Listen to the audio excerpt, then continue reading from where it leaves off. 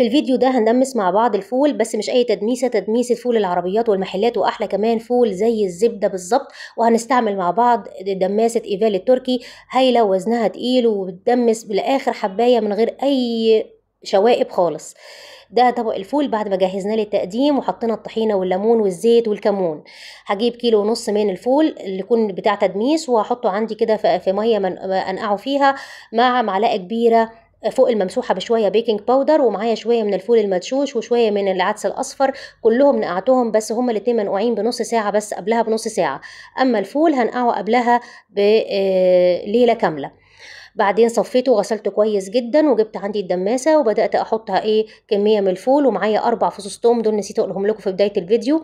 وهحط بقى بالتناوب شويه فول، شويه عدس، فص توم، وبعدين شويه من الفول المدشوش، وهكذا لحد ما املى القدر عندي خالص. يبقى انا حطيت 1.5 كيلو فول، شويه من العدس الاصفر، وشويه من الفول المدشوش، و4 فصوص من التوم، وهملى القدره بيهم كلهم لحد زي ما احنا شفنا كده بالظبط.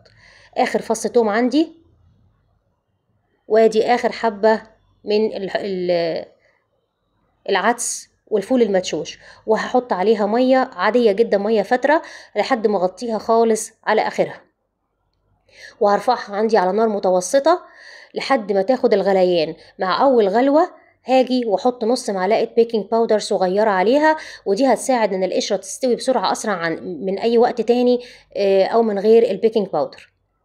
وهقلب تقليبة وهغطيها وهنقلها عندي على أصغر عين، وهسيبها لحد لما تبدأ تستوي. طبعا كل ما يقل خلال السوى هحط مية. هجهز عندي ليمونة وشوية من الكمون ومعلقتين صغيرين من الدقيق، وباخد عليهم شوية من مية الفول. وده قبل ما أطفي على القدرة بنص ساعة هحطه. هيقعد القدرة عندي على النار 4 ساعات ونص ل5. طبعا بعد ما اعدي 4 ساعات ونص هحط الخليط اللي احنا عملناه واسيبها كمان نص ساعة زي ما احنا شفنا كده. وكانت بقى خلال السوى كل ما بتنقص مية بزودها، كل ما بتنقص مية بزودها شوية بشوية، يعني كل ساعتين تقريبا هتحتاج معاكي شوية مية صغيرين. ده شكلها فول زي الزبدة، احلى من فول العربية واحلى من فول المحلات بمراحل، في منتهى النظافة والجمال. بصوا هرسناه بالشوكة، مفيش خالص دايب دوب، والمية تقيلة زي ما احنا شايفين. طبعا الدقيق علشان بيخلي المية تقيلة، واللي بيخلي عندي كمان لون الفول فاتح، اما العدس عشان يديله اللون الوردي الجميل اللي انتوا شايفينه ده. تعالوا بقى نجهز طبق الفول. هناخد شوية من الفول اللي عملناه، وهنحط ملح، وهنحط ليمون، وهنقلب، وشوية كمون، وشوية زيت،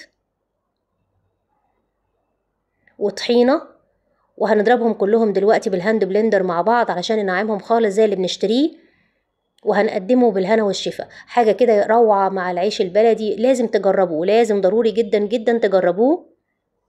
ودماسة إيفال التركي خطيرة، بتحافظ على السوى بمنتهى الكفاءة من أول حباية لآخر حباية. ده شكل الفول بعد ما خلصناه. أتمنى تجربوه، ضروري تجربوه علشان تقولولي رأيكم.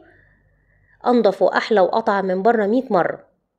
والليمون على فكرة بيديله ريحة ونكهة جميلة جدا، ده غير كمان ان هو بيديله اللون الفاتح اللي احنا شايفينه. وما تنسوش الخليط اللي احنا عملناه حطيناه على الفول قبل ما نطفي بنص ساعة.